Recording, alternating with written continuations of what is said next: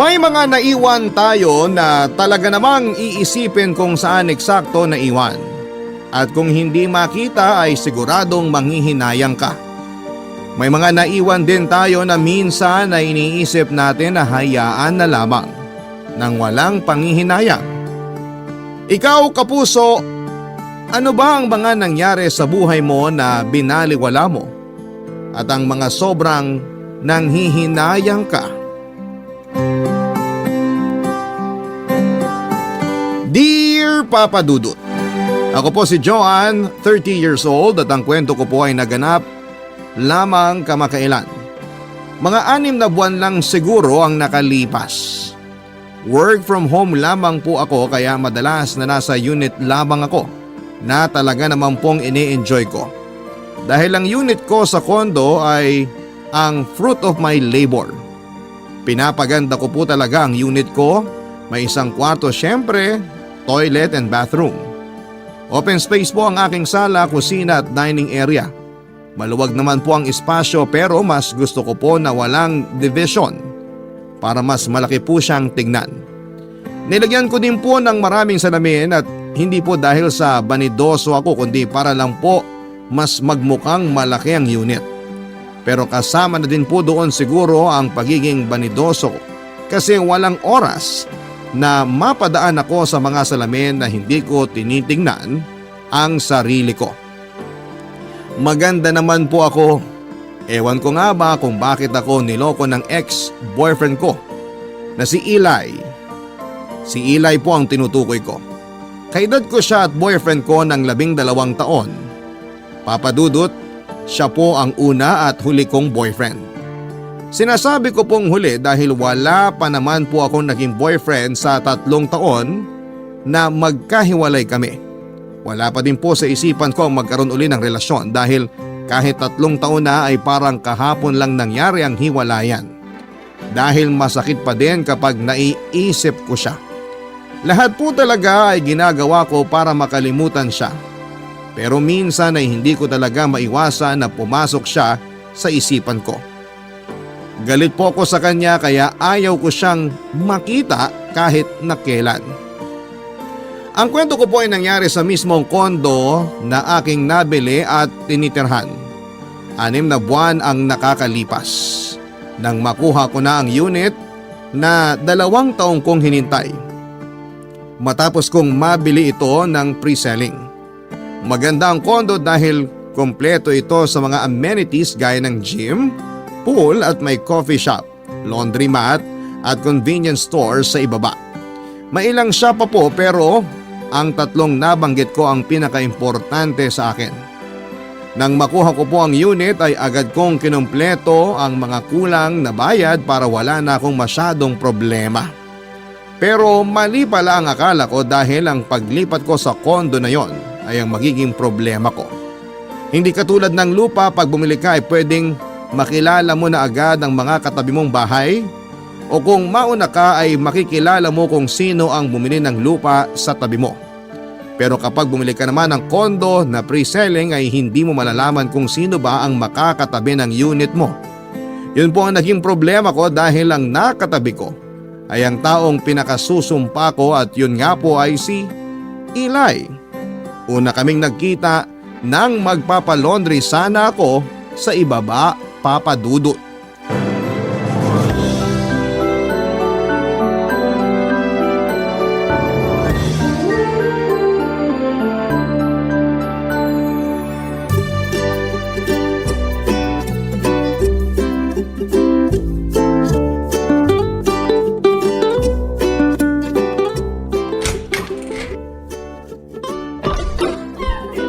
Good morning! Ikaw? Anong ginagawa mo dito? Ikaw? Anong ginagawa mo dito? Antipatiko ka ha? Bakit? Anong akala mo? Hindi ko ma-afford yung unit dito? Aba, wala naman akong sinasabing ganyan. Tinatanong lang kita kung anong ginagawa mo dito. Ako ang unang nagtanong. Bakit ako ang sasagot? Pwede mo namang sagutin agad. Ang dami mo pang sinabi. Bakit ka ba nandito? Bakit? Anong akala mo? Hindi ko ma-afford ang unit dito? Antipatiko ka talaga ha? Kita mo? Pag ako ang nagsabi, galit ka. Pag ikaw, okay lang. Sagutin mo na kasi. Ano ba yan? Nakita mo namang galing ako sa loob. Ibig sabihin, dito ako nakatira. Nakatira? O pinasok mo yung bahay na yan? Hindi ko pinasok yan. Lumabas nga ako, di ba? Puiset! Bakit ka ba nandito? Nakita mo naman na galing ako dyan sa loob, di ba? Diyan ka nagtatrabaho? Oo. Nasaan yung may-ari ng bahay? Demonyo ka talaga! Ako ang may-ari ng unit na yan. Bakit dito ka pa kasi kumuha ng unit mo? Kung alam ko nga lang, sana sa iba na lang. Ano?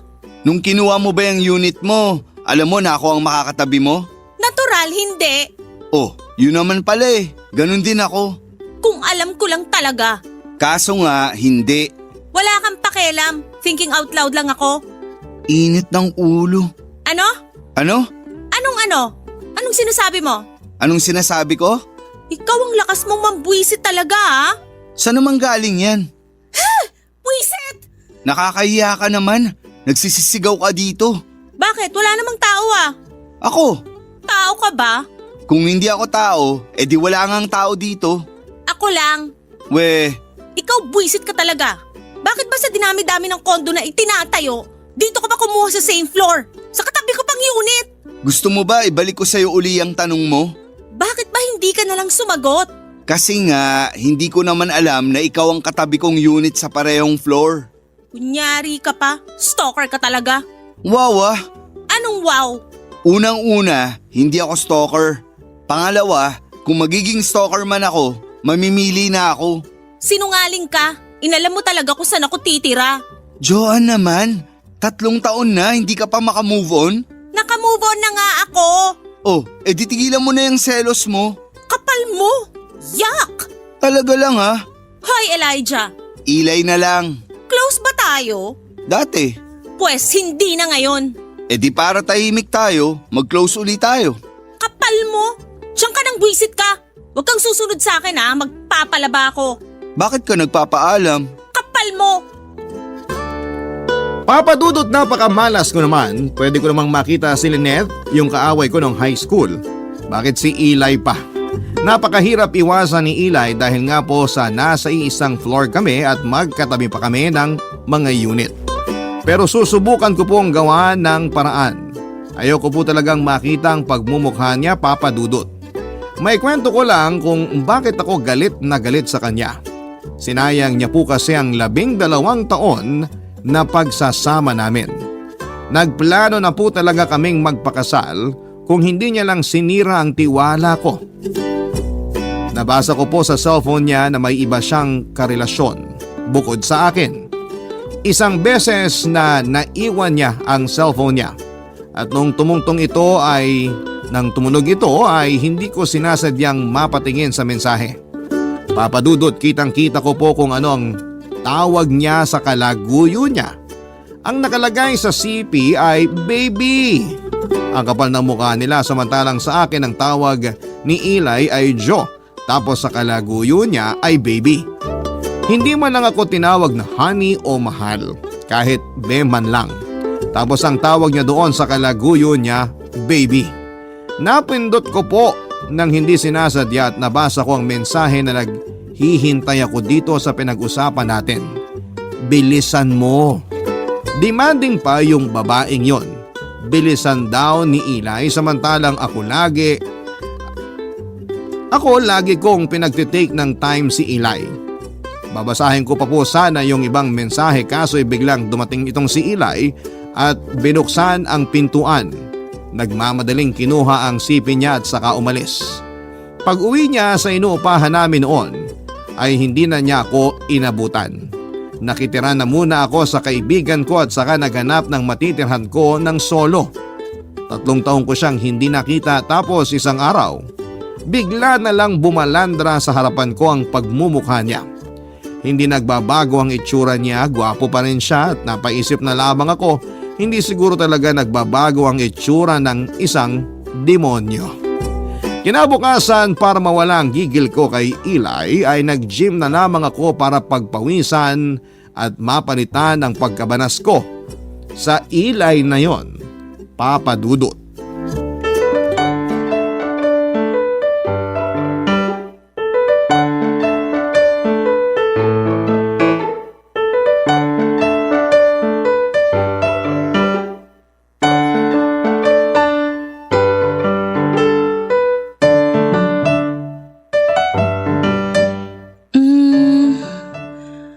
Paano ba i-on tong treadmill? Ay, ayun. Hi! Excuse me? Paano bang i-oo? Ikaw na naman! Ha? Tanga! Tanggalin mo yung headset mo. Ano? Hindi mo ako nadidinig Akala mo porke gwapo ka pa din mawawala yung galit ko? Hindi! Sinong gwapo? Ha? Sabi ko, sinong sinasabihan mong gwapo? Kasi… Sandali! Wala naman akong sinasabing gwapo ka. So ako ang gwapo? Hindi ikaw. Sino nga? Bakit ba pinipilit mo na may sinabi akong gwapo? Kasi patay na tong headset ko nung nagsasalita ka, kaya nadinig kita. Baka dahil lang sa lakas niyang pinakikinggan mo kaya akala mo may nadinig ka. Okay. Ay, Bakit ka huminga ng malalim? alam mo kung ano-anong nadidinig mo Okay, edi wala ako nadinig. Bakit ka ba nandito? Sasagutin ko ba yan? Pilosopo ka. Ibig kong sabihin, bakit ka ba nandito na naman kung kailan nandito ako? Pakitingnan tong damit kong basang-basa ng pawis. Habang ikaw, parang kakaligo lang. Dahil malinis ako sa katawan ko. Huwag mo nga binabago ang usapan. Bakit ba nandito ka na naman porke nandito ako? Ang point ko, basa ako ng pawis. Dahil kanina pa ako nandito sa gym. Ibig sabihin, kanina pa ako nandito at ikaw ang kararating lang. Kunyari ka pa. Inaalam mo talaga ang schedule ko. May schedule ka? Kanino mo binigay? Oo, may schedule ako. Alam nung receptionist ko anong araw at oras ako nagji-gym. Siguro tinanong mo. Baka nakakalimutan mo lang na dito din ako nakatira sa kondo na to. Hindi ko nakakalimutan. Ano na naman ang kinalaman nun sa akin? Dito ako nakatira kaya alam ko rin. Nakakabukas lang nitong gym kahapon. O ano ngayon? Nagtataka lang ako kung paano nalaman ng receptionist ang schedule mo ng pagpunta dito kung kakabukas lang nito kahapon. Wala kang pakialam. Nakakatawa ka naman. Hindi ako komedyante. Hindi ba? Nambubwisit ka na naman baka gusto mo makadinig ka na naman ng hindi maganda sa akin. Hindi pa ba? Kanina pa, di ba? Mas hindi magandang salita ang maririnig mo. Kung sa bagay. Kung sa bagay ano? Ano? Ayan ka na naman Maghanap ka ng mabubwisit mo. Huwag mo nga akong pakikialaman. Ikaw ang tumawag sa akin tapos ako ang nakikialam. Ang ganda-ganda ng pagte-treadmill ko kanina O mag-treadmill ka na uli. Bilisan mo para umabot ka dun sa kabilang kondo. Patawa. Hindi ako komedyante. We, Lumayo ka nga dito. nauna ako dito. Bakit ba kasi nagte-treadmill ka? Dapat nagbubuhat ka doon. Buhatin mo yung pinakamabigat. Buhatin mo yung buong reception area. Ikaw ba magdidesisyon kung paano ako magpapaganda ng katawan? Wow, nagpapaganda ng katawan. Para manloko na naman ng babae. Excuse lang ha. Wala akong niloloko. Ayan na lang Sa sinasabi mong yan, pati sarili mo, niloloko mo. Alam mo, walang mangyayari sa usapang to. 5 naman yung treadmill. Dito ako sa una. Ikaw dun sa dulo. Teka, bakit ako yung dulo? Ano to, minamaliit mo kaming mga babae? Paano naman napunta dun yung usapan? Totoo naman Kasi sa tingin mo, dapat nasa dulo lagi ang babae. Lahat na lang may ibig sabihin sa'yo? Kahit may sabihin ka sa akin, hindi kita pakikinggan. Nakakapagod. Ano? Sabi ko, nakakapagod na. Mabuti naman. Kaya kung pagod ka na, umakyat ka na at magpahinga. Concerned? Ewan, buisit. Magbabike na lang ako. Oh, gabi na. Huwag kang magpatawa. Yung stationary bike ang sinasabi ko. Ingat. Che! Papadudot pati pag-gym ko ay nandun pa din si Eli. Pakiramdam ko talagang sinasadya niya na magkita kami palagi. Dalawa lang naman ang naiisip ko kung bakit siya ganon. Unay siguro'y para buwisitin nga ako. O kaya naman ay baka dahil gusto niya akong makita. Siguro'y nagsisisi na siya kasi nakita niya na ang ganda ko na. Kumpara nung maghiwalay kaming dalawa. I mean, maganda naman po ako dati pa.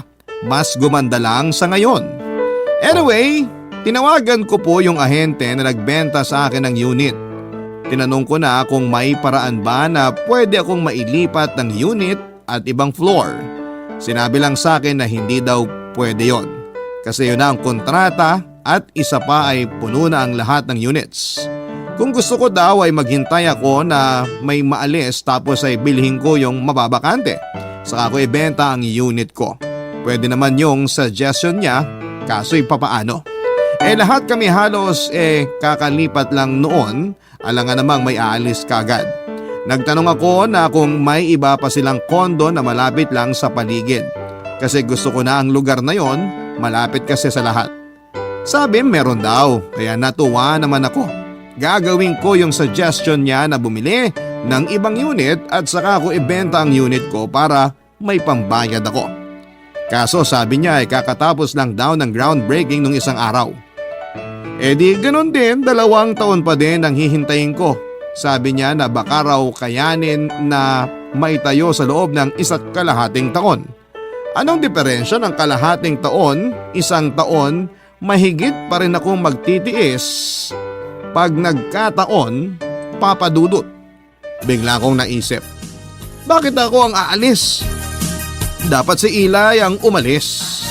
Kaya sabi ko sa sarili ko na ako ang mambubwisit sa kanya, Papa Dudut.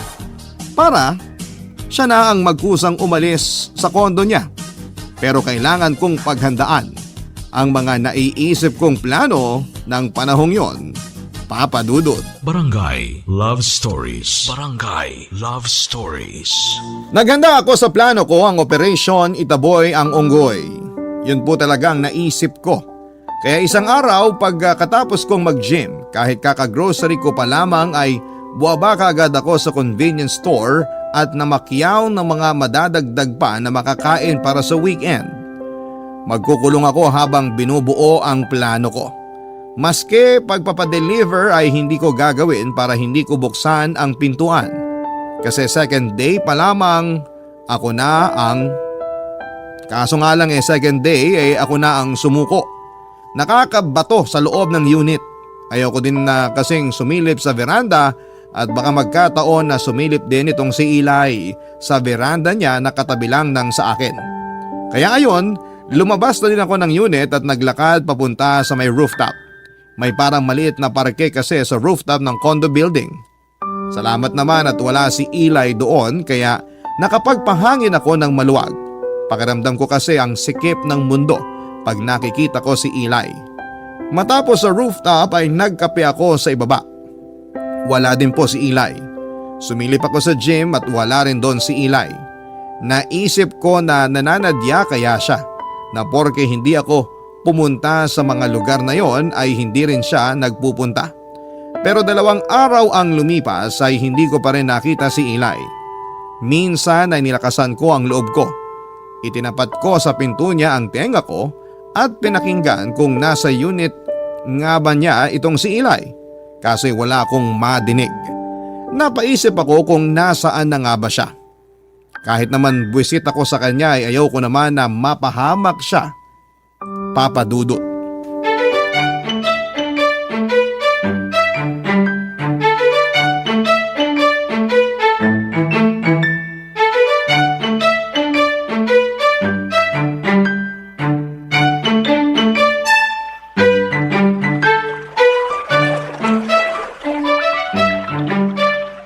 Aba, himala, walang tao. Usually pag ganitong oras may mga tao na dito Wala rin si Eli. Nasaan na kaya yun? Ang tagal ko nang di nakikita. I-report ko kaya? Baka nasa loob lang yun ng unit niya tapos may nangyari sa kanya. Ay, ano ba itong iniisip ko? Saka bakit ko ba kinakausap ang sarili ko? Epekto yata ito nung ilang araw kong pagkulong sa bahay. Ay... Anyway, mag-e-enjoy ako dahil solong-solo ko ang pool. Makaupo na nga muna sa poolside. Ayan, dito sakto may araw. Maganda pa magpa-araw. Huy! Nakakahiya ka kung makasigaw ka. Sira ulo ka? Saan ka dumaan? Sabi na nga ba may sa demonyo ka Anong saan ako dumaan? May daanan dyan sa ilalim ng pool? Ano? Bakit ka nasa ilalim ng tubig? Sumisisid ako. Maganda sa langsang pagsisid. Kanina ka pa dyan? Oo. Bakit hindi ka pa nalunod? Marunong akong lumangoy. Ikaw hindi, di ba? Pakialam mo. Saka bakit alam mo yan? Anong bakit? Hindi ba pag nagsiswimming tayo dati, Para kang tuko kung makakapit sa akin dahil takot ka sa malalim. Ewan, Totoo naman. Tapos pag iniwan kita, nandun ka lang sa gilid ng pool na kakapit. Para kang talaba. wag kang epal. Ilang taon na yon, no? Ibig mong sabihin marunong ka ng lumangoy? Pakialam mo. Patingin nga. Ano ko, uto-uto? Hindi ka pa rin marunong lumangoy. Umalis ka nga sa harap ko. Oh, bakit ayaw mong ipakita? Wala kang pakialam. Ayaw pa kasing aminin. Bumalik ka nga sa ilalim ng tubig. Bukas ka na umahon. Gusto mo ba? Sinong gusto ko? Ako. Ano? Ako ba ang gusto mong sumisid at bukas na aahon? Malamang, ikaw lang naman ang nandyan eh. Sige. Anong sige na naman? Sige, gagawin ko. Anong gagawin mo? Sisisid nga. Bakit nagpapaalam ka pa? Bahala ka. Wala akong pake. Sige, sisisid na ako. Bukas na ako aahon. Bye! Ang tagal naman. Eto na, paalam. Nagpaalam pa. Ano bang pakialam ko sa kanya? Kahit hindi pa siya umahon, wala akong pake-alam. Ha? Makapag-sunbathing na nga lang?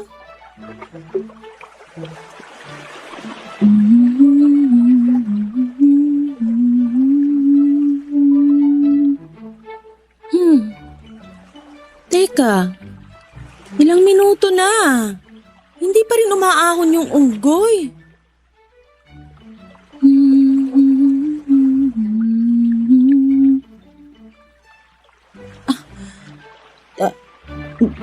Teka, nasa na yun? Naku, Ilay! Ilay! Nalulunod na yata. Ilay! Saklolo! Uy! Anong nangyayari? Ano ba yan? Ay! Buisit ka talaga! Bakit? Anong ginawa ko? Wala! Buisit ka? Bakit ka humingi ng saklolo? Sinong humingi ng saklolo? Kung ano naiisip mo? Akala mo nalunod ako, no? Nag-alala ka sa akin? Ilusyonado ka? Uy, nag-alala sa akin. Hindi ka titigil? Ha? Saklolo! Nalulunod ako! Tulungan mo ako! Sandali, huwag kang pumalag. Halika na dun.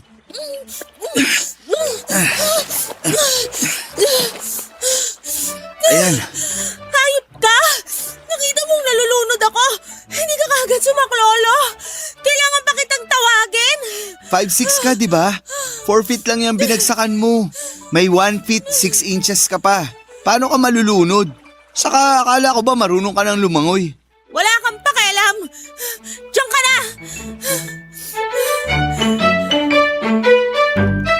Papadudot na pahiya ako. Hindi ko alam kung papaano magpapalusot kasi pahiyang-pahiya po talaga ako.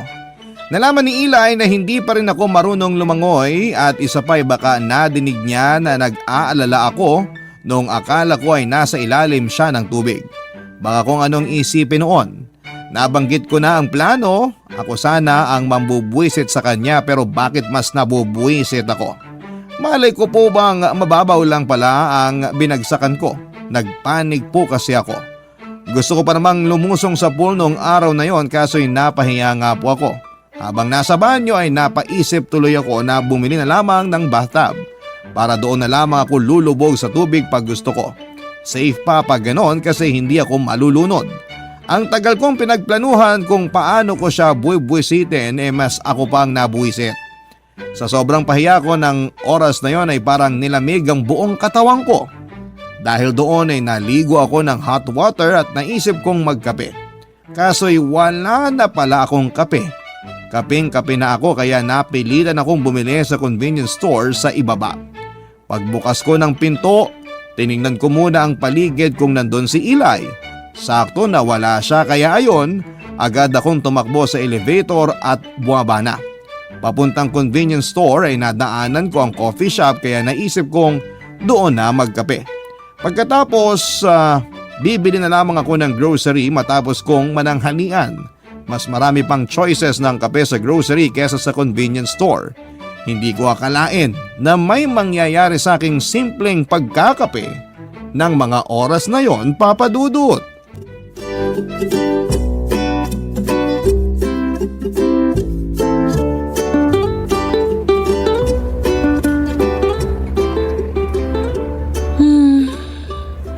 Matikman nga ang kape dito. Ano kayang lasa nito? Ay, makaupo na muna at mainit tong kape.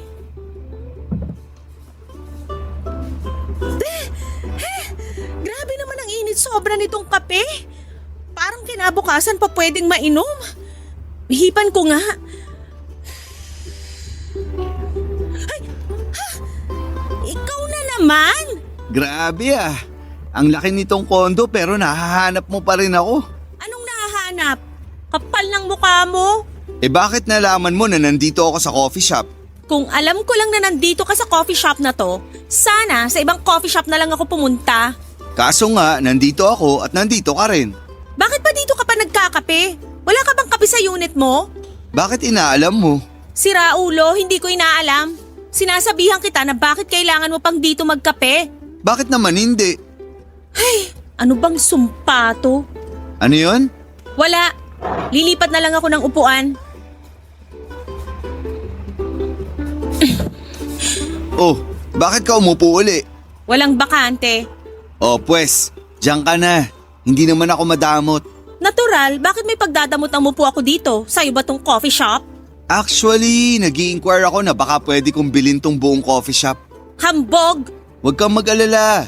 Pag akin na tong coffee shop, libre na ang kape mo araw-araw. Oras-oras, hanggang manginig ka. Buisit ka? Hindi ako hihingi ng kape mo. May sarili kong pera. Discount na lang. Kahit 800% discount pa yan.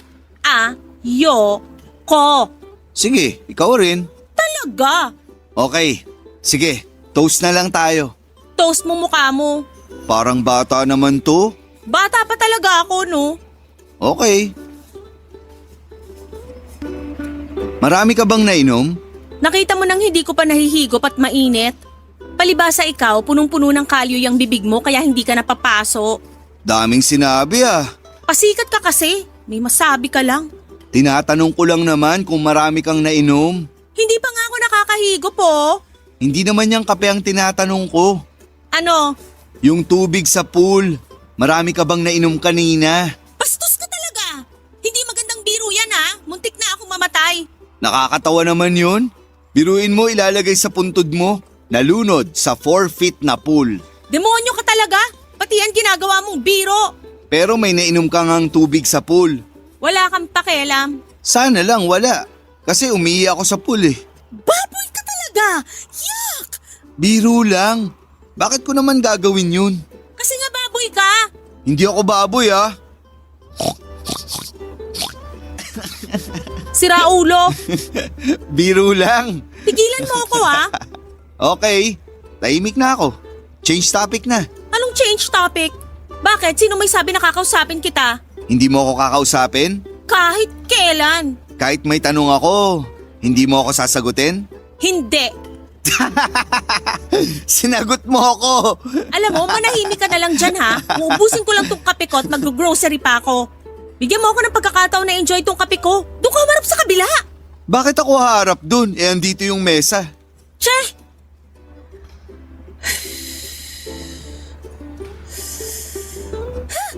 Ang lamig na nitong kape. Buisit! Kausap ka kasi ng kausap sa akin eh. Buisit ka talaga. Ha? Makaalis na nga. See you! Siyuhin mo mukha mo. Papa Dudut, ako ang nagplano pero mas nauna siyang buwisitin ako. May sumasapi atang maligno sa unggoy na yon. Sayang yung kape ko at naiwan ko sa table ko kaso ay ayoko nang bumalik kaya hinayaan ko na lamang. Mula sa grocery ay nag-iisip ako ng paraan kung paano kusang aalis si Eli sa unit niya, Papa Dudut. Bago ako makapasok sa unit ko ay lumabas ang matandang babae sa katabing unit ni Eli. May biglang pumasok sa isipan ko na plano. Sa wakas ay makakabawi na rin ako. Kinaibigan ko muna yung matandang babae at saka ako sumegway sa plano ko. Binigyan ko ng babalang matanda na masama ang ugali ng katabi niyang unit. Sinabi ko kahit tingnan ay huwag niyang gagawin. Pinag-ingat ko siya na baka bigla siyang kausapin kasi patuloy lang si Eli sa paghahanap ng mabibiktima. Dapat ay alam niya kung paano ipagtanggol ang sarili niya. Sumang-ayon ang matanda sa lahat ng sinabi ko. Kaya nung gabi ay para akong nanalo sa beauty contest, Papa Dudut. Sobrang gaan ang pakiramdam ko. Para akong palipad-lipad sa outer space. Sa wakas ay nakaganti din ako kay Eli. Naisip ko na sunod kong bigyan ng babala yung ibang mga nakatira sa floor namin. Kung maaari nga lang papadudod sana hindi lang sa floor namin kundi sa buong building. Hindi na ako makapaghintay ng mga oras na yon na makita kung ano ang magiging reaksyon ni Eli sa nagawa kong plano laban sa kanya, Papadudut. Barangay Love Stories. Barangay Love Stories. Kinabukasan ay napakaganda ng gising ko. Kung sakaling makita ko man si Eli ay matatawa na lamang ako. Kaya matapos akong magayos sa unit ay binala kong lumabas para mamasyal. Noong palabas na ako, bukas ko ng pinto ay parang may dumaan na nakalampas na sa harapan ng unit ko. Pagtingin ko ay si Eli pala yung dumaan kasama ang matandang babae sa katabing unit niya. Buhat-buhat ni Eli ang mga dala ng matanda. Masaya silang nagtatawanan at parang ang gaan-gaan ng loob ng matanda kay Eli. Panay naman ang pagpapatawa ni Eli kaya tuloy lamang sa pagtawa ang matanda. Papadudot, ayoko munang maniwala na nasira ang plano ko pero sasampalin ko na sana ang sarili ko para magising ako sa katotohanan na nakuha ni Eli ang loob ng matandang kapitbahay niya.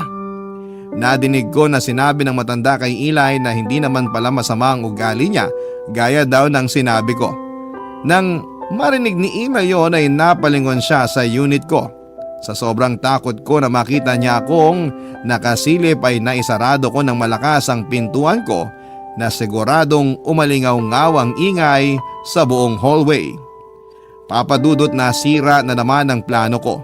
Naunahan na naman ako ni Eli sa mga hakbang ko para makaganti sa kanya. Wala na ata akong magagawa pa kaya sinabi ko na lamang sa sarili ko na ituturing kong multo si Eli. Kahit makasalubong ko siya, iisipin ko na lamang na transparent siya para tatagos na lamang ang tingin ko sa kanya. Yun nga po ang ginawa ko ng mga sumunod na araw at napansin ko na parang naiinis si Eli sa ginagawa ko. Sa wakas ay nagtagumpay din ang plano ko. Hindi ko na nga siya pinapansin na bubwisit pa siya sa akin dahil doon, Papadudut.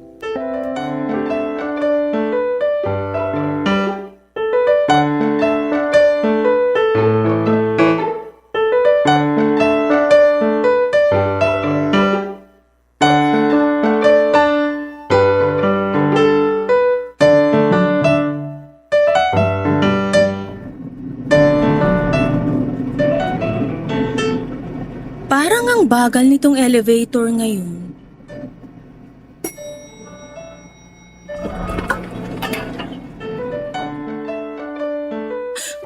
OMG! Si Buisit! Pasalubong sa akin! Okay, Joanne. Relax. I-invisible mode mo siya. Hi, Joanne. Ano yun? Nakakatakot naman tong hallway na to. Parang may nagsasalita. Uy, huwag kang magbiro ng ganyan. Ay nako, makauwi na nga. Nakakatakot, may nagsasalita.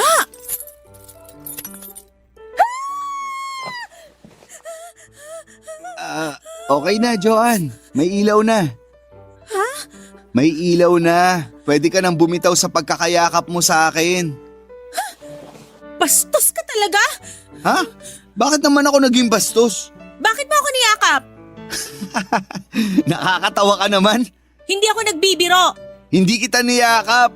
Eh bakit magkayakap tayo? Kasi niyakap mo ako sa sobrang takot mo. Biro ka kasi ng biro na may multo tapos ikaw din ang matatakot. So pinlano mo to? Ano na naman ang pinlano ko? Na kapag nagsabi ako na may multo yata dito, ipapapatay mo yung ilaw. Alam mo, magpatingin ka na. Bakit ako magpapatingin? Saka sapat na yung mga tumitingin sa akin. Sino naman ang mga tumitingin sa'yo? Excuse me, madami. Pati multo. Parang ikaw na ang nananadya niya na. Nakakailang yakap ka na. Kapal mo, 2 beses lang. Bilang mo? Ewan, San ka ba galing? pakialam mo. May sasabihin kasi sana ako. Hindi ako interesado. Okay, sige. Tungkol sana sa'yo. Di bali na, hayaan mo na lang. Gumagawa ka na naman ng kwento ha? Kalimutan mo na. Kita mo na, wala naman. Mapaggawa ka kasi ng kwento. Sige, aalis na ako. Sandali! Bakit? Tungkol saan ba yun? Hayaan mo na. Huwag kang maarte. Hindi ka naman interesado, di ba? Tinatanong ka nga eh. Oh, bakit galit ka? Sino ba naman ang hindi maiinis sa'yo? Ang dami mong arte. Ako pa ang maarte. Eh sinong maarte? Ako? Wala akong sinasabi. Umalis ka na nga sa harap ko. Okay. Hoy, Ano na naman? hindi mo pa sinasabi yung sasabihin mo. Binitin mo pa kasi. Pinapaalis mo na ako, di ba? Sabihin mo muna, tapos saka ka umalis ng habang buhay. Sobra ka naman. Huwag ka nang umarte. Sabihin mo na. Nanggigigil na ako sa'yo. Galit na galit? Aray! Arte mo, ang hina-hina ng paghampas ko eh. Masakit naman talaga. Mas masakit ang pagtaksilan kesa hampasin. Sino na naman ang nagtaksil? Sabihin mo na! Huy, boses mo. Nakakaya sa mga taga-ibang unit. Sabihin mo na! Si Lola Precious. Sinong Lola Precious? Hindi mo siya kilala? Tinatanong ko nga. Yung lola na nakatira sa tabi ng unit ko na kinausap mo at sinabi ang masama akong tao. Tumahimik ka na nga. Bakit daw? Imbitado raw tayo sa 84th birthday niya, dyan sa unit niya. Magluluto siya. Okay na, sige, paalam. Umalis si Eli nang hindi binigay ang detalye kung kailan at anong oras ang selebrasyon kaya nadagdagan na naman ang inis ko sa kanya. Kaya ako na ang kumato kay Lola Precious. Precious po pala ang pangalan niya, hindi ko na itanong dati kasi mas inuna kong siraan si Eli. Sinabi po ni Lola Precious na sa darating na Sabado raw ang selebrasyon. Kaya sinabi ko na darating ako. Wala akong maisip na iregalo sa kanya kaya bumili na lamang ako ng paborito kong stuffed toy. Isang pink na teddy bear dahil sigurado naman na hindi niya ito lalaruin ay bumili ako ng maliit lang para pwedeng pang display lang. Sabado pumunta ako. Pag doorbell ko ay Diablo ang nagbukas. Nandun na, nauna pa sa lahat. Wala pang ibang bisita, nandun na siya. Nang makita ko ni Lola Precious ay masaya ito at niyakap ako. Inabot ko ang regalo ko at hindi ko na binalot. Tuwang-tuwa siya kasi para daw anak nung regalo ni Eli Papadudot. Muntik akong sumabog nang makita ko ang regalo ni Eli na teddy bear na kapareho ng regalo ko. Pero mas malaki yung kanya. Napakayabang talaga ng taong yon kahit na kailan. Pati regalo ko ay gusto pang higitan, Papadudot. Pinagtabi pa ni Lola yung 2 stuffed toys. Masaya siya sa mga natanggap niya. Sa kanya sinabing simulan na namin ang kumain. Nagulat ako na bakit kakain na ay wala pang ibang bisita. Yun pala ay kami lang talaga ang imbitado, Papadudot. Hindi naman daw niya kasi kilala o nakikita ang ibang mga kapit unit namin.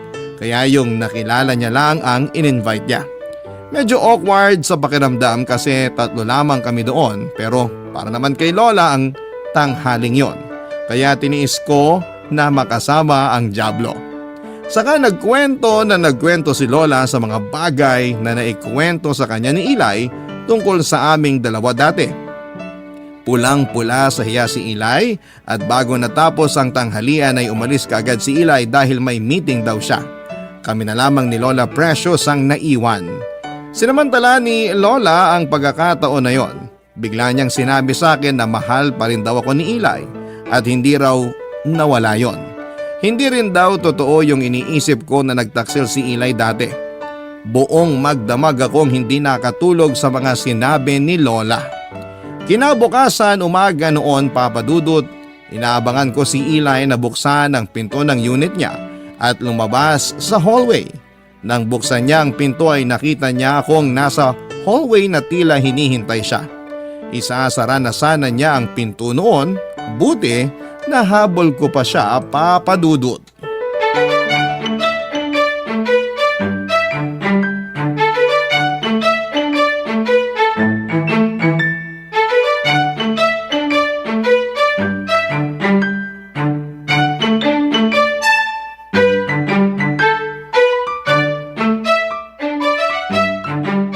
Eli! Ha? Saan ka pupunta? Bakit babalik ka sa loob? May nakalimutan ako eh. Nagmamadali ka ba? Sana? Mag-usap tayo. Ha? Bakit? Tungkol saan? Bakit pa ganyan ka? Parang di ka mapakali. Kasi... Kasi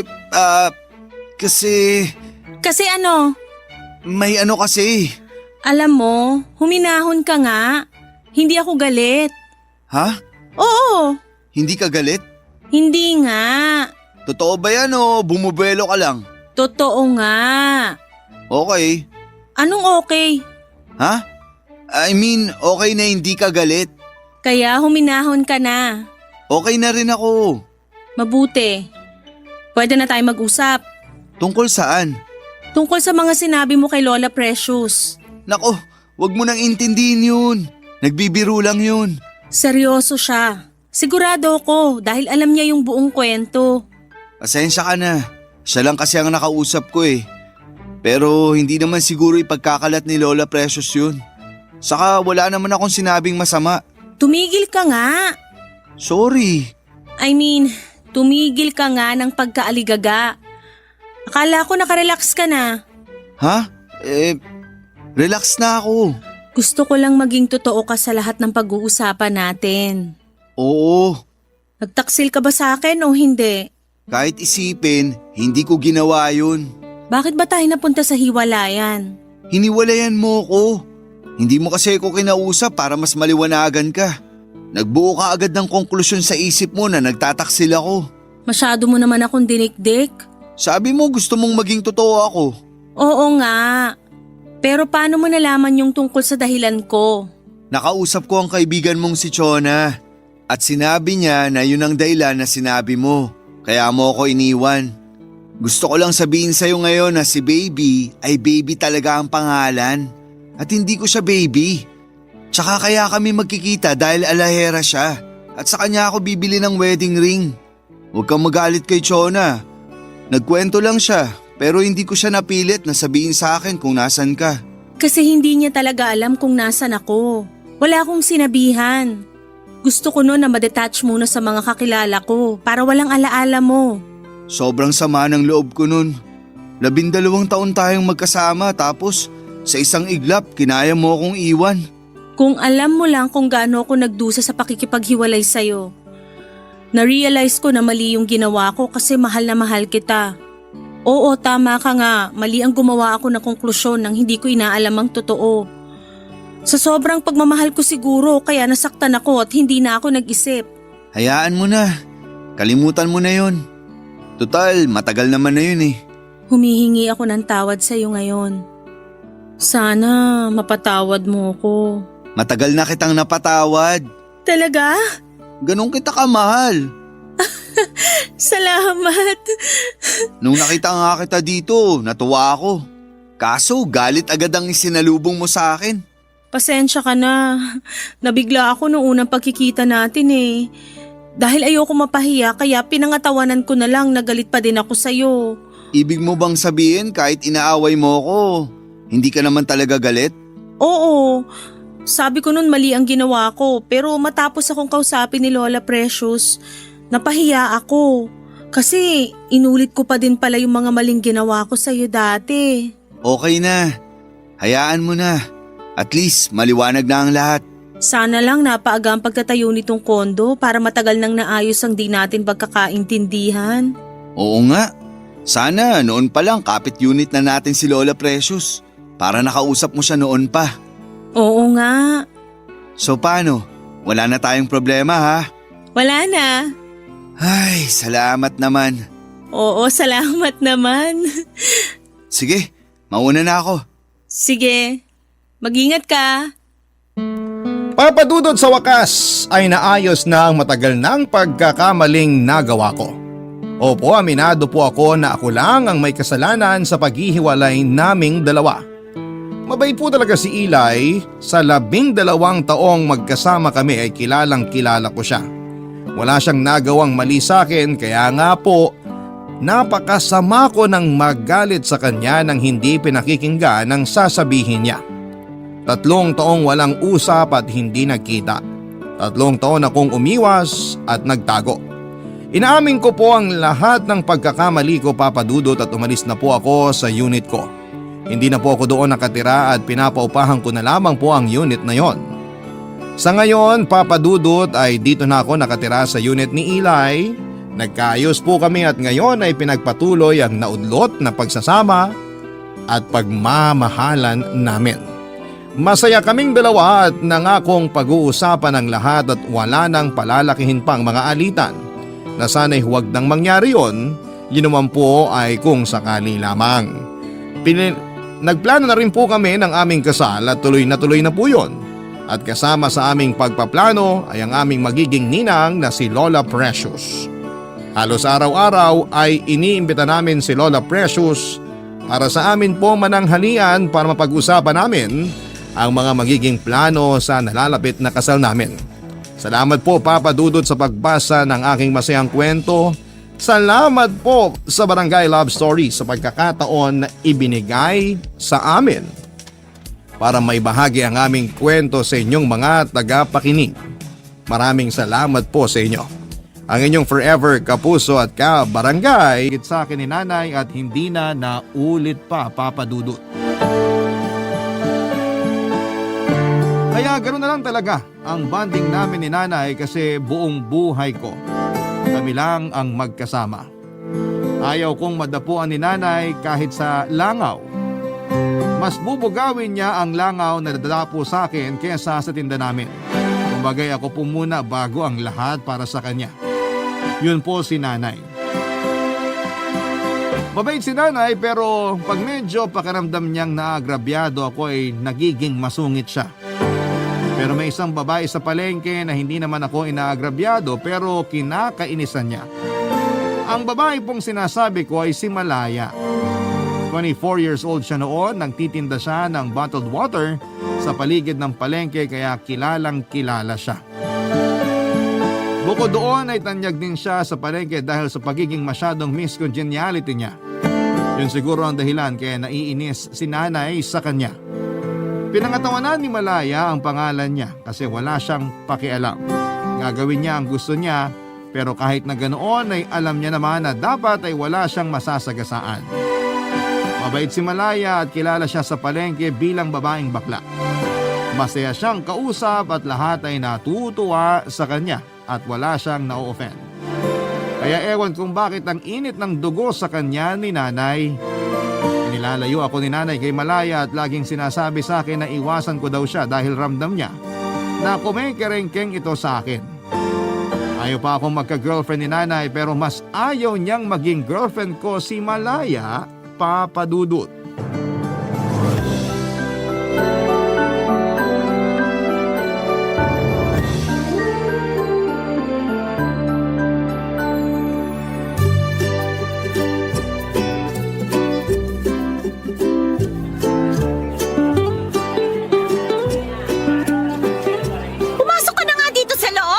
Ayusin ko lang po tong mga nasa harap. Ako na dyan! Dito ka na sa loob! Ito pong nasa styro box, bubuhatin ko dyan. Ako na! Nay, mabigat to. Uy, hayaan mo na, di papabuhat ko na lang kay Mon pagdaan niya mamaya. Nay, iaangat ko lang naman dyan sa loob para maiayos na din natin. Hayaan mo na nga! Bakit ba, Nay? Ay, basta halika na dito! Mag-aalas 7 na! Bakit po? Anong meron sa alas 7? May papanuurin ba kayo? Wala! Bakit nyo inaantay ang alas 7? Abay, hindi ko inaantay. Kung maaari nga lang makalampas na sana eh. Ano po? Wala! Pumasok ka na dito! Halika na! Bakit ba, Nay? Hello, Palengke! Hello, Ali2! Uhaw na ba kayo? Ayan na nga bang sinasabi ko eh. Pumasok ka na dito! Bakit po? Tinatanong mo pa. Baka Ahas? Hello, Ollie! Anong Oli?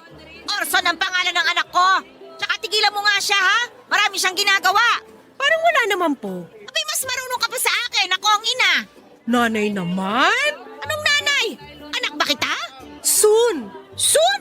Suntukin kaya kita dyan, ha? Aray naman, Nay. Ay nako, wag mo ako nanay-nanayin ha?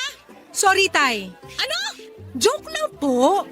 Mabuti pa magtubig na lang kayo. Malamig para lumamig ang ulo nyo. Umalis ka lang, siguradong lalamig na ang ulo ko.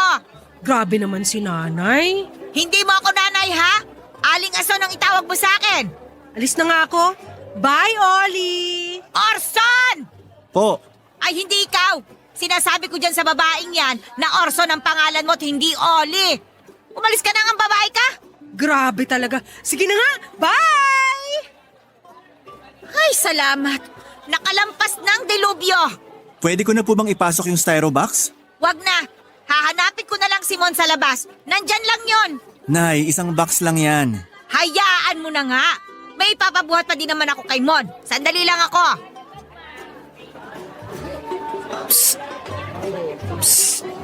Sino yan?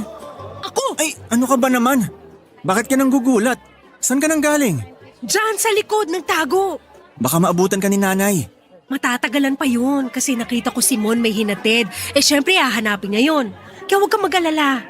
Huwag natin sayangin ang oras. Ito ang unang beses na makakapag-usap tayo kaya pag-usapan na natin ang tungkol sa atin. Tungkol sa atin? Oo! Alam kong mahal mo ko at alam mong mahal din kita. Kaya bakit pa tayo magkakahiyaan kung alam naman pala nating dalawa? Pero, OMG! Ang nanay mo pabalik na! Tsaka na natin ituloy yung usapan basta natapos tayo sa wag na tayong magkahiyaan dahil alam na natin parehong mahal natin ang isa't isa. Sige, bye! Papadudot na bigla man ako sa mga sinabi ni Malaya ay kapansin-pansin na ikinatuwa ko yon.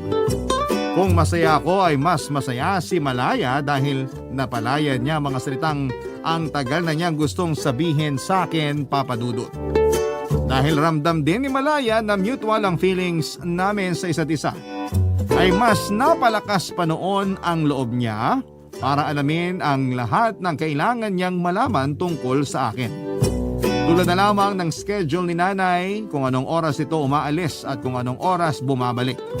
Pinag-aralan ng mabuti ni Malaya mga magiging kilos para hindi masira ang pakiramdam niyang nabubuong pagmamahalan naming dalawa. Naging rutina ang schedule ni Malaya sa pagdating sa Ali 2. At yon ang oras na wala itong sinanay. Palaging may tubig na pasalubong sa akin si Malaya. Pinipilit kong bayaran ang mga ibinibigay niya pero naiinis si Malaya dahil pasalubong niyang araw yon sa akin. Wala talaga akong alam sa diskarte kaya sa tuwing nag-uusap kami ay tinuturuan pa ako ni Malaya kung paano siya ligawan. Dahil nga wala akong alam ay ginagawa ko ang mga itinuturo niya. Tinutukso nga kami ng mga tindero at tindera na katabi ng pwesto namin. Nakakatuwaan sila at ang saya-saya nila para sa amin, Papadudot. Saka ipapakiusap ni Malaya na huwag na sanang makarating kay Aling Ason ang tungkol sa pagliligawan namin sa pwesto. Masayang sumang-ayon ang lahat na todo ang suporta sa pag-iibigan naming dalawa. Masaya sila para sa akin habang hiyang-hiya naman ako dahil nga po sa bago sa akin ang lahat ng mga nangyayaring yon. Alam na ng buong Ali 2 ang tungkol sa amin ni Malaya. Lahat sila alam maliban kay Nanay, Papadudot.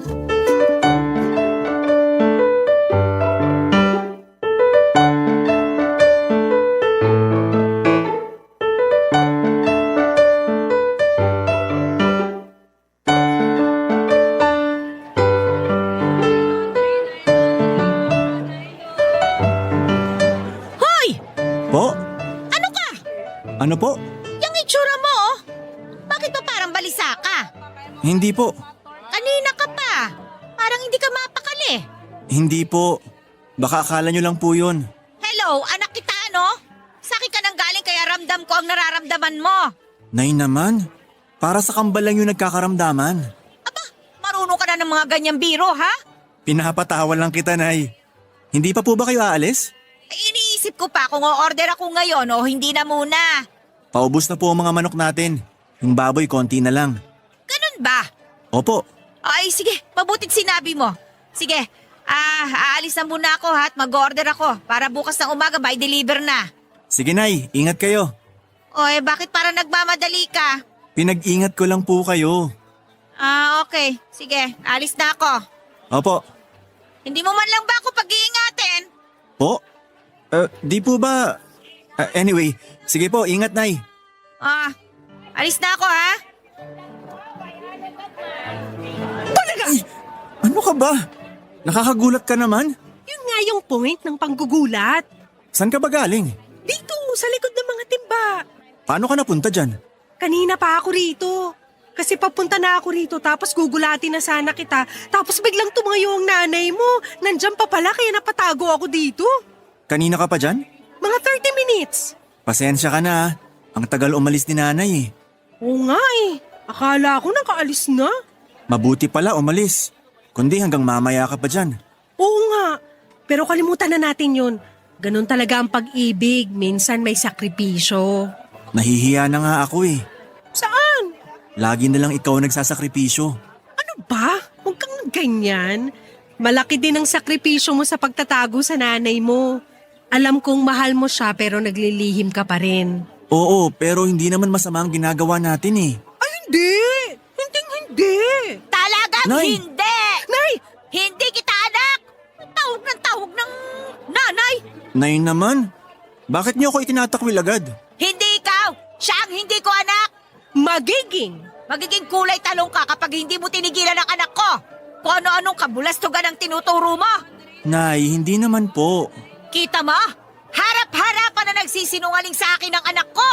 Nay, nagkakamali ka. Ikaw ang nagkakamali! Maling-mali na pinili mo ang babaeng ito kesa sa akin! Nay, wala naman akong pinipili sa inyo. Ano? Ibig kong sabihin, wala akong hindi pinipili. Ano? Naguguluhan na ako. Huminahon ka, Oli. Orson! Po, Hindi ikaw! Ang ibig kong sabihin, ito kasing babaeng ito eh! Orson ang pangalan ng anak ko at hindi Oli!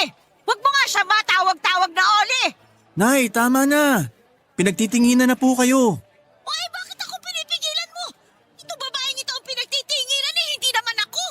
Nay, tama na. Ma, umuwi ka na muna. Ma? Sinong ma? Yung babae niya na tinatawag mong ma? Opo, Ma. Short for Malaya. Mas bagay sa kanya ang tawag na malayo kesa sa malaya! Umalis ka na nga babae ka bago pa magdilim ang paningin ko sa'yo! Layuan mo ang anak ko, ha? Sige. Bye, Oli. Bye, Nay. Umalis ka na! Papadudot, dahil sa pagkakahuli ni nanay sa aming dalawa ni Malaya ay naging triple pa ang higpit niya sa akin. Wala nang pagkakataon na makapag-usap kaming dalawa ni Malaya kasi bantay sarado talaga kaming dalawa. Ang mata ni nanay ay parang sa gagamba. Kita niya lahat ng anggulo ng alley 2. Kahit malayo pa lamang si Malaya ay naaamoy na siya ni nanay. Kaya agad akong pinapaupo ni nanay sa loob ng pwesto para matakpan ako ng mga paninda at maitago daw kay Malaya. Saka lalabas si nanay sa tapat ng pwesto at tatayo doon na parang isang gwardiya sibil.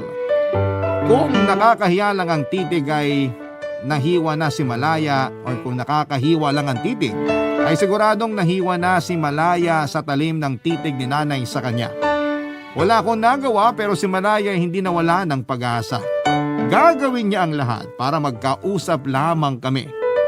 Nagpapaabot siya ng sulat sa ibang mga nagtitinda para ibigay sa akin, pero kahit makuha ko pa ang sulat na ipinapaabot ni Malaya, wala naman akong pagkakataon para makasagot dahil nga sa bantay sarado ako ni nanay.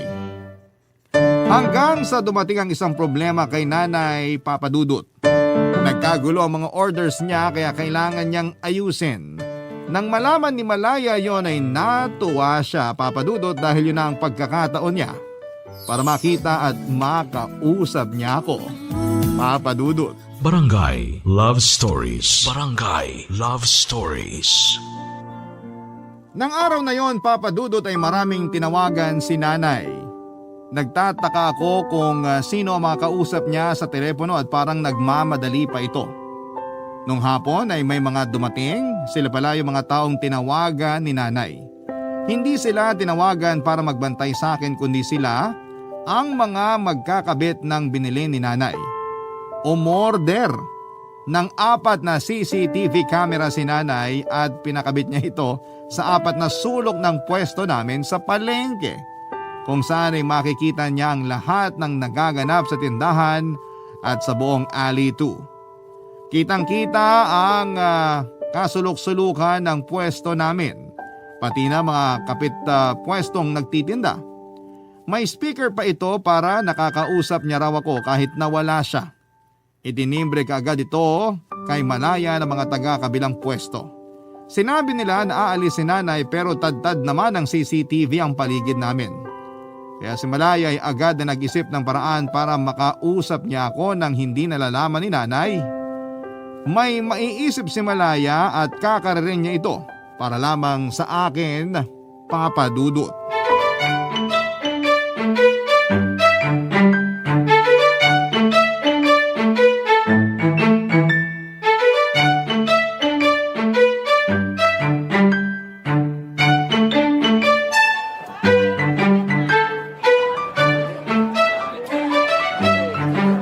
Oh, ayan ka na naman.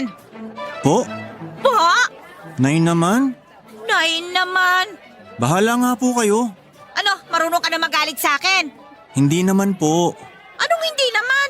Konting galit ka lang sa akin, ganon? Hindi po ako galit. Abay, dapat lang. Kung may dapat magalit dito, abay ako yon. Tama? Oh, bakit tayo mong sumagot? Ano po ba yung tanong? Nagbibingi-bingihan ka pa? Hindi ko po nadinig eh. Magkatabi lang tayo, hindi mo ako narinig.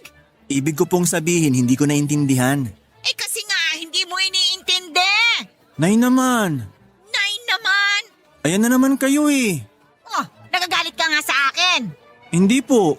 Talagang napakasamang impluensya niyang Malaya na yun sa'yo eh, no? Kung ano-ano kasi ang tinuturo nun eh. Wala naman po siyang tinuturong masama. Ipinagtatanggol mo pa. Kasi wala po talaga siyang tinurong masama. Yang pagsisinungaling, hindi ba masama yan? Hindi naman po ako nagsisinungaling. Hindi po ako magsisinungaling sa inyo. Anong hindi? Eh naglihim ka nga na nagkikita kayo ng babaeng yon. Naglihim lang po, pero hindi nagsinungaling. Ayan pa, naging pilosopo ka na. Masamang impluensya talaga yung babaeng yun eh. Ay, Nay. Ano? Wala po. O siya, sige, alis na ako ha. Opo, Hindi pa ako tapos magsalita. sorry po. Aalis ako, baka mamaya makipagkita ka na naman sa babaeng yon. Malalaman nyo naman. O paano ko malalaman? Wala po. Ano po bang ipagbibilin nyo?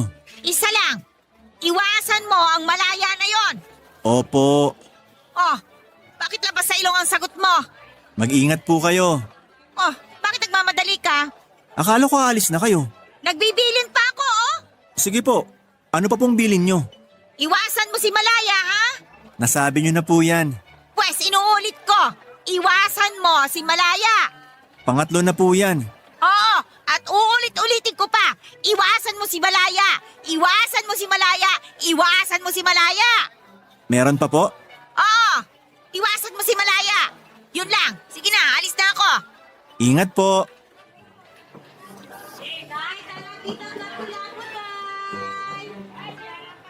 Oh, ano yan? Nay? Nandito ako, nagsasalita sa camera. Kitang-kita kita, ha? Oh, balisa ka na naman. Nag-aayos lang po ako ng paninda. Iwasan mo si Malaya, ha? Paulit-ulit naman kayo eh. O bukas, magre-record ako para ipe-play ko na lang sa'yo mayat maya. Papa Dudut, alam ko po na mas bantay sarado pa ako kahit wala si nanay sa tindahan. Kaya hindi ko alam kung papaano sasabihin kay Malaya na huwag magpupunta dahil nga sa CCTV na nakakalat sa paligid namin. Sobrang stress ko nang mapansin ko yung isa sa mga nagtitinda sa katapat naming pwesto. May sinesenyas siya at hindi ko maintindihan.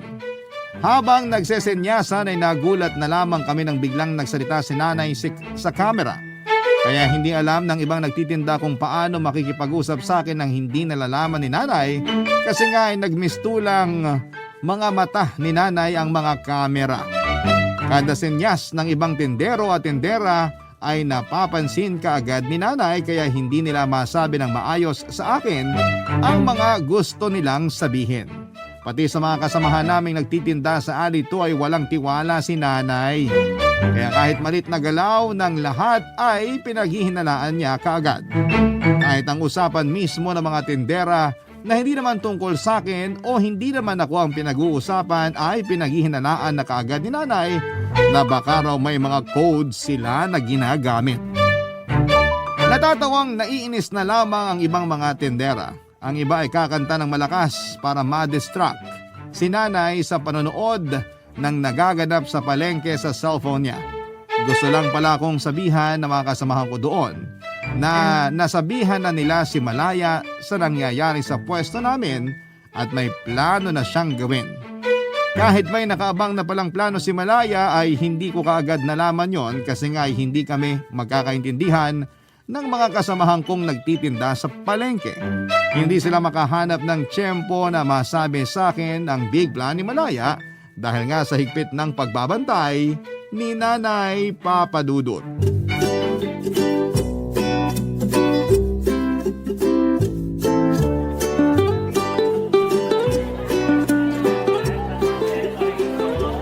Iho, Ano po yun, La? kumusta ka? Po? Kumusta ka? Mabuti po. Bakit po? Huy, Po. anong po ako to? Opo, Lola. Bakit po? Uli, Oli? Teka, Bakit ganyan ang itsura mo? natural. Natural mo yan? Ano ka ba? Hindi. Kailangan ko mag-disguise. Bakit? Mahina lang. Anong bakit? Bakit ka para hindi ka makilala Huwag kang maingay. Ang galing mo naman. Paano mo nalaman na may pinalagay na CCTV si nanay? Nagtataka ka pa. Alam mo naman nakakampi natin ang mga nandito sa alley 2. Sinabi nila. Ayun! Yun pala yung sinisenyas nila Kuring at Sendo sa akin kanina. Oo, Pero, hindi kaya tayo mahuli ni nanay? kaya huwag kang magpapaalata. Ay, ano yan? Nay! Bakit kayo nagbubulungan dyan? Sino ba yon? Nanay ko po, Lola. Nasa camera po. Artista ba siya? Maganda po ako pero hindi ako artista. Eh bakit ka pa nanggugulo sa usapan namin? Hindi ko kayo marinig. Lakasan niyo ho yung boses ninyo. Bakit ka makikinig sa usapan ng may usapan? Bastos yan! Gusto ko lang pong marinig ang usapan ninyo. Kapati pinipilit mo pa yung maling ginagawa mo. Hindi ka dapat nakikialam sa usapan ng iba. Isa pa wala ka naman dito. Hindi po ako makikinig. Gusto ko lang pong marinig ang boses sa CCTV. Check ko po kung okay. CCTV? Camera yan, di ba? Opo. Oh, kung camera yan, di manood ka na lang. Bakit kailangan mo magsalita? Ano yan, bidyoke? Nay, masakit daw po kasi ang lalamunan ni Lola. Kaya ayaw niya magsalita ng malakas. Ganun ba? Ay, pasensya na, Lola, ha? Anak, ikaw na lang muna magsalita ng malakas. Hindi ko maintindihan pag malakas ang boses ng kausap ko. Bakit ka ba nakikialam sa usapan namin? Hindi na nga ako bibili dito kahit kailan. Ay, sorry po. Sige po, mag-usap na kayo. Mabuti. Magkita tayo mamaya sa gilid ng palengke sa may kanto. Pero, Alam mo na yun, di ba? baka malaman ni nanay. Lola, ang kausap mo ngayon, hindi naman tayo nakapag-usap. Paano niya malalaman? Kinakabahan ako. Wag na lang muna siguro. Sige, nawala na rin siguro ang pagmamahal mo sa akin. Naiintindihan ko. Hindi naman ganon. O mamaya alas 6 sharp sa gilid ng palengke. Ha? See you. Alis na ako. Ay! Nay naman! Nakakagulat kayo eh. Napaka-magugulatin mo naman. Wala naman yung pagiging magugulatin mo bago ka na-impluensyahan ng Malaya na yun eh. Nay naman, balik na naman tayo dyan. Bakit po ba? Ano bang binili ng matanda? Parang wala akong nakitang bitbit ah. I-check mo nga baka naiwan niya dyan. Wala po. Wala siyang naiwan? Pero wala din siyang binitbit nung umalis. Wala po siyang binili. Ano? Eh, ang Tumatawad po kasi ng higit sa kalahati ng presyo. Sabi ko hindi pwede. Kaya hindi niya na binili. Ay, oo, tama ka naman. Abusado naman yung matandang yun.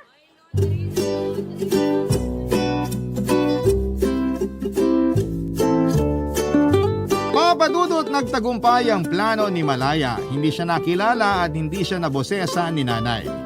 Pero ang naging pag-uusap namin ay para lang masabi niya ang mensahe na magkita kami sa gilid ng palengke. Takot po ako noon pero hindi ko din naman alam kung bakit ang bilis kong na-inlove kay Malaya. At kung bakit kahit kabado ay lumalakas ang loob ko na gawin ang hindi ko kayang gawin dati. Desidido na ako na makipagkita sa kanya. Ang problema ko na lamang noon ay ang mag-isip kung paano ko makakalabas ng hindi sinusundan o sinasamahan ni nanay. Habang nag-iisip ako ay bumalik na si nanay sa pwesto at nagulat na naman ako kay nanay kaya nag-alala na siya na baka daw may sakit na ako dahil nga masyado akong magugulatin. Lalo naman akong natakot kasi dahil doon ay mahihirapan na naman akong magpaalam. Sinabi ko kaagad na maayos ang lagay ko at pinilit kong maging kalmado buong araw pero habang pinipilit kong kumalma ay nag-iisip ako ng idadahilan kung paano makakalabas para makipagkita nga kay Malaya. Ang napiling lugar ni Malaya ay ang pinakaamalang lugar sa palengke. Maraming tao at kanya-kanyang buhay doon sa parting yon. Walang nakikialam sa'yo. Kaya kahit mag-usap kaming dalawa ng tungkol sa amin, ay walang makikialam at walang makakarinig. Hanggang sa malapit ng mag-alas 6, ang naisipan kong paalam ay ang pagtatapon ng basura. Ang babaw na dahilan pero nablangko na kasi ako noon. Wala na kasi akong maisip pa. Alam kong sasabihin ni nanay na ipapatapon na lamang niya yung basura sa iba para hindi na ako mag-abala pa pero yun lang talaga ang naisip ko. Kaya pinilit ko na ako na ang magtapon at wag na siyang humanap pa ng ibang gagawa noon. Nagulat na naman ako noong pumayag si nanay na itapon ko ang basura ng walang pag-aalinlangan. Nakahinga ako ng maluwag at nung mag-aalas 6 na ay nagpaalam na ako na itatapon ko na ang basura. Bit-bit ang mga basura, umalis ako sa pwesto namin at nakiramdam din ako kung sumunod si nanay sa akin. Pero hindi. Malayo na ako at natanaw ko si nanay na nasa pwesto pa rin at abala sa pagkwekwenta ng mga kinita niya sa buong araw. Pero may duda pa rin ako, Papadudot, kaya pagliko ko sa kanto ay nagmadali talaga akong maglakad. Papadudot. Barangay Love Stories. Barangay Love Stories.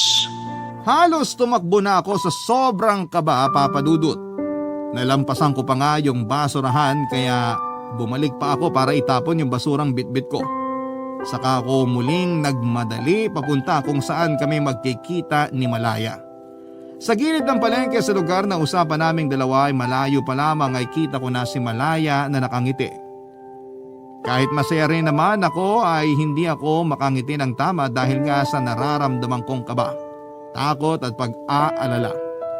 Alam naman ni Malaya kung bakit ganon ang itsura ko kaya pinakalma niya muna ako sa tubig na dala niya.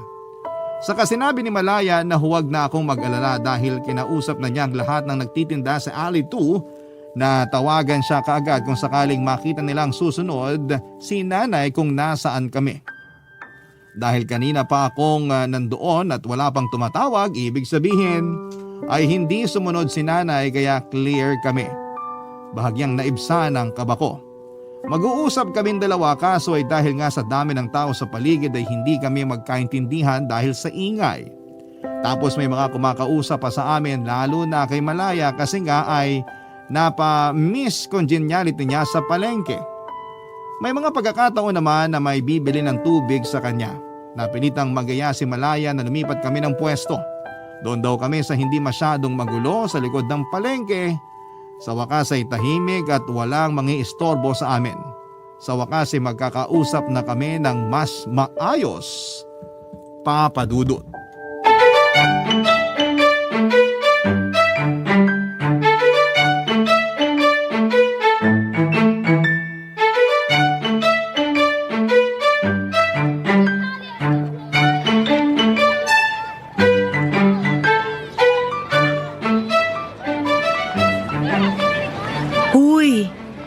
mag-alala.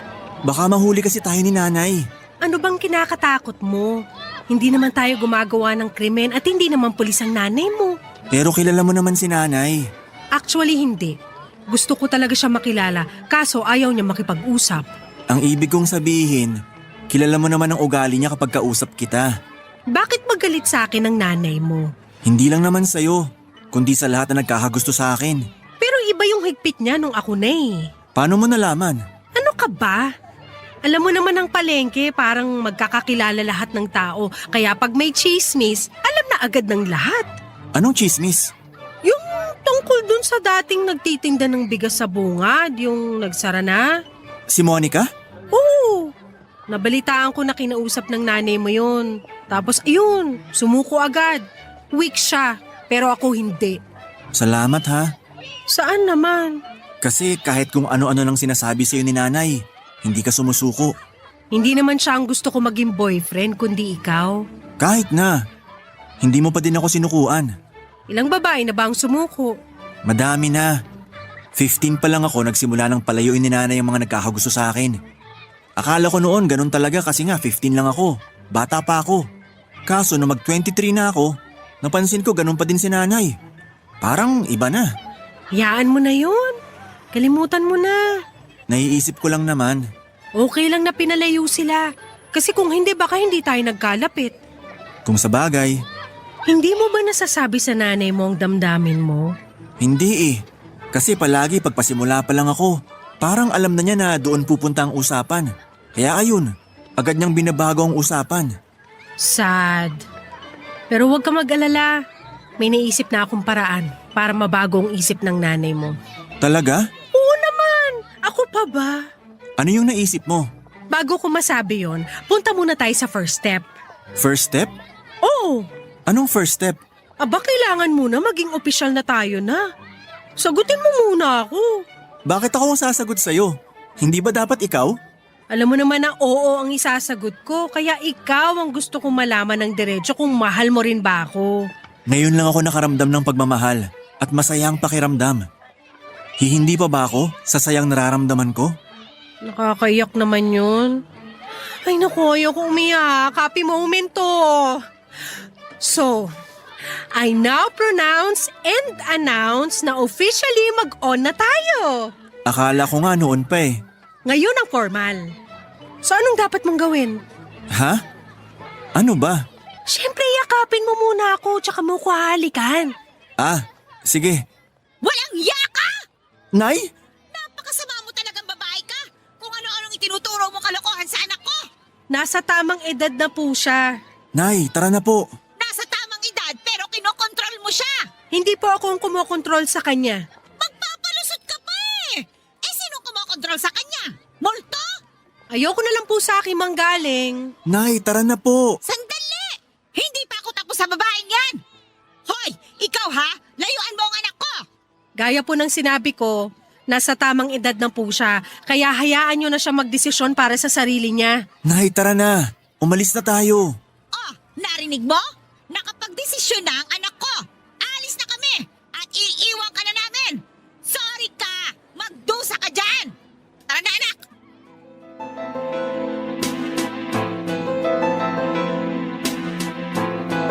Papadudot, mas tahimik nga ang nilipatan namin pero may dala palang problema ang katahimikan na yon.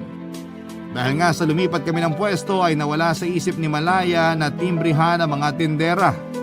Ang mga tindera naman sa alito ay hindi na lang pinansin ni nanay noong umalis. Total ay hindi naman daw ito papunta sa direksyon kung saan yung una naming pwenestuhan bago kami lumipat. Ang nangyari noon ay hindi nagpunta si nanay sa gilid ng palengke pero doon pala niya gagawin malapit sa pwesto kung saan kami lumipat ni Malaya para tahimik. Siyempre galit na galit si nanay, kinumpronta niya si Malaya. Ang maganda na nga lang ay kahit galit si nanay ay hindi naman umabot sa sakitan ng mga nangyari. Iskandalong pagsigaw lang ang nanaig sa eksena at dahil walang masyadong tao roon ay wala rin namang mga naging saksi. Si Malaya naman ay hindi na lumaban. Kahit alam niyang nabungangaan siya ni nanay ay kalmado lamang siya. Dahil na rin kampante siya na mahal namin ang isa't isa. Kahit alam naman niya na si nanay ang kumokontrol sa buhay ko, ay medyo tinamaan din si Malaya noong masabihan siya ni nanay. At dahil kasi sa kagustuhan ni Malaya na matuto ako ay nadidiktahan niya ako sa mga dapat at hindi ko dapat gawin. Pero kahit na ganoon ay hindi naman nawalan ng pag-asa si Malaya na magbabago or mababago niya ang isipan ni nanay. Pero dahil alam niya na matagal pa bago mangyari yon ay napunta na siya sa plano ng pagpapakasal. Matapos ang komprontasyon nila ni nanay ay binalak na niyang sabihan ako na magtana na raw kami at diretsong magpakasal na. Kaso kinabukasan nang pumunta siya sa pwesto namin ay sarado na ito. Kaya hindi niya nasabi ang plano niya. Inisip niya na baka nagpapalamig si nanay kaya sinarado ang tindahan. Noong sumunod na araw ay nagpunta muli si Malaya pero hindi muna siya lumalapit. Mula sa kalayuan ay tinatanaw niya ako pero hindi niya ako nakita. Umakyat pa siya sa isang bakod para lang matanaw na baka nakaupo lamang ako sa loob ng pwesto namin. Pero hindi niya pa rin ako nakita, Papa Dudut. Saka lang malalaman ni Malaya ang totoo kung bakit wala ako sa pwesto namin sa palengke.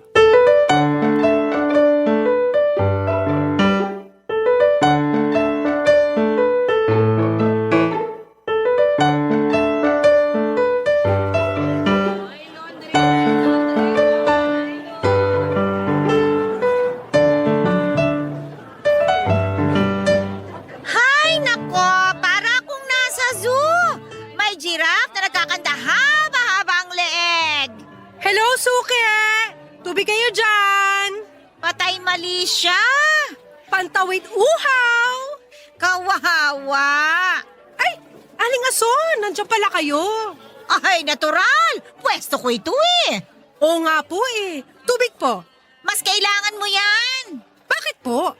Wow! Kunyari pa walang alam pero ang totoo, hindi mapakali. Si Orson po? Ayun! Nakikita mo ba? Hindi nga po eh. Oh, di wala dito. Nasaan po siya? Wala nga. Anong oras po siya darating? Bakit? Wala naman po. Lalasunin mo na naman ang utak ng anak ko. Sobra naman po yung lalasunin. O ano bang tawag sa ginagawa mo? Nag-uusap lang naman po kami. Nag-uusap tapos? Usap lang po. Ano pinag-uusapan ninyo?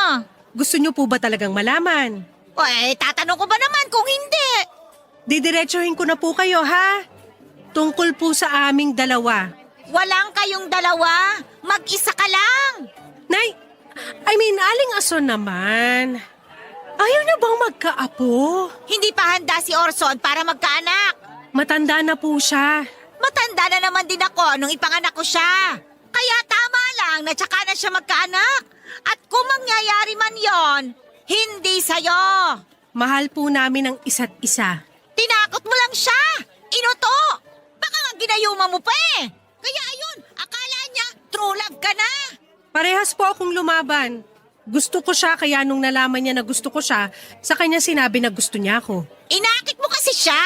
Wala pong ganun. Oh, sus! Dinaan mo pa siya sa pabigay-bigay mo ng tubig. Yun po ba ang tingin niyo sa anak niyo? Madadala sa tubig lang? Malay ko ba kung ano pa ang ibinigay mo sa kanya? May nakita ho ba kayo na hawak niya na material? Wala! Malay ko kung tinatago niya lang. May maitatago po ba sa inyo? Ano? Ibig ko pong sabihin, wala kayo makikitang binibigay ko sa kanya dahil hindi po nakikita yung ibinibigay kong pagmamahal. Kita mo na? Di sumabit ka. Ang pagmamahal dapat nakikita yon. Paano po makikita kung papatayin nyo naman? Anong sinasabi mo? Mamamatay tao ako? Malapit na pong mamatay ang puso ni Orson, sinagip ko lang. O ano? Superhero ka na ngayon. Masyado ka naman patawa. Seryoso po ako sa anak nyo. At seryoso ang pagmamahala namin. Kahit tinaharang nyo, kahit pinipigilan nyo, gumagawa kami ng paraan para magkita at magkausap. Ganon namin kamahal ang isa't isa. Napakadrama. Gusto mo ng award? Magpapaalam po ako ng maayos sa inyo. Pwede ko po bang makausap si Orson? O ayan, kausapin mo. Aling Ason naman, Seryoso po ako. May sasabihin lang po ako sa kanya. Ikaw pala ang baliw eh. Paano mo makakausap ang wala? Nasaan nga po siya? Malayo na siya sa'yo. Kaya huwag mo nang asahan pa yung mga sinasabi mo dahil hindi na mangyayari yan. Aling Asor, parang awa niya naman po. Hoy! Huwag kang umiyak-iyak dyan ha! Nakakahiya ka. Baka sabihin kung inano kita dyan. Doon ka nga sa malayo umiyak. Aling Asor, please po. Wala na si Orson. Pinadala ko na siya sa malayo. Kaya tigil-tiglan mo na yung arte mo ha at magharap ka na lang ng iba dyan. Aling Asor. Ano ba naman yan? Malas yang umiiyak sa tapat ng tindahan.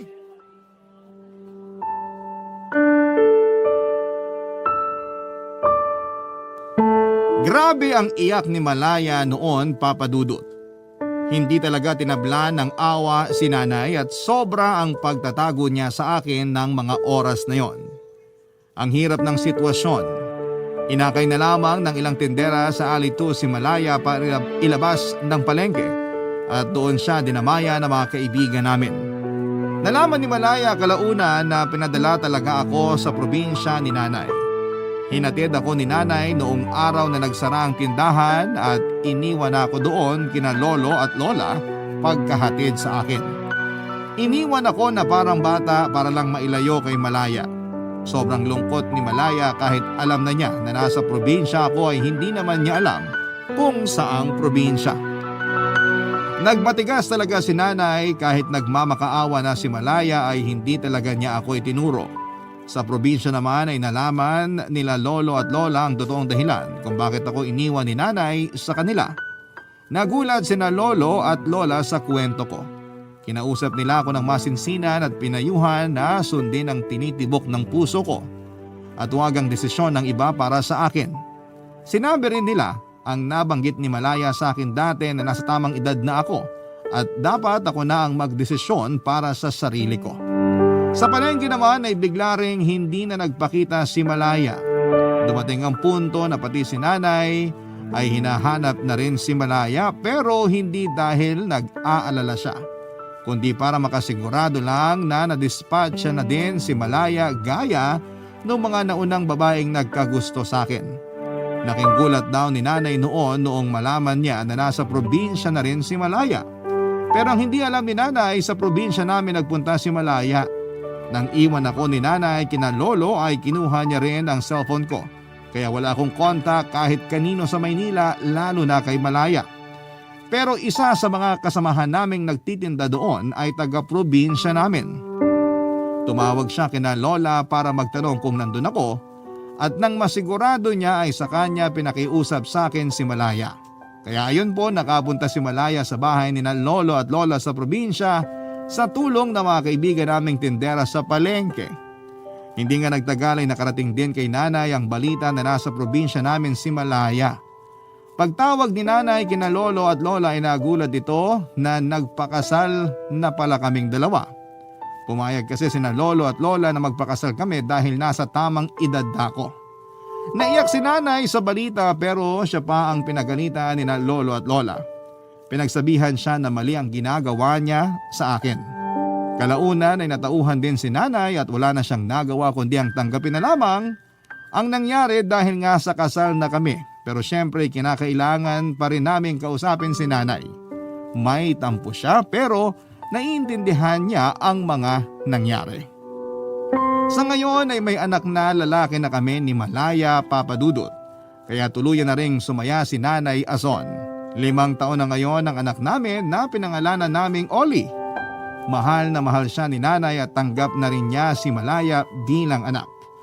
Pero ang nakakatakot ay nakikitaan namin si nanay ng paghihigpit kay Oli. Kaya inunahan ko na siya, Papa Dudut, na huwag igaya sa akin si Oli. Nahimas-masa naman si nanay at naging maluwag na siya kay Oli at hinayaan na kaming mag-asawa ang magdisiplina. Maraming salamat po, Papa Dudut, sa inyong oras sa pagbabasa ng kwento ko. Hiling ko na marami pang kwento ng mga kabarangay ang mabigyan ng pagkakataon na maitampok sa Barangay Love Stories. Ang sarap po kasi sa pakiramdam kapag narinig ang mismong kwento namin sa Barangay LS. Ingat po kayo lagi. Ang inyong forever kapuso at ka-barangay, Orson.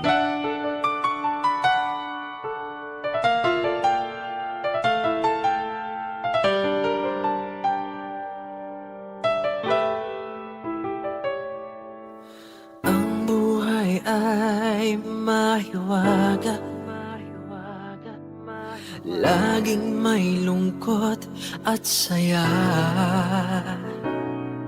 sa Papa Dudut Stories. Laging may karamay ka.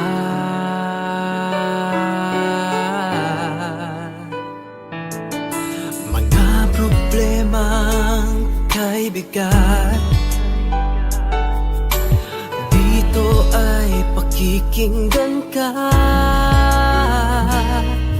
Sa Papa Dudut Stories, kami ay iyong kasama. Dito sa Papa Dudut Stories, ikaw ay hindi nag-iisa.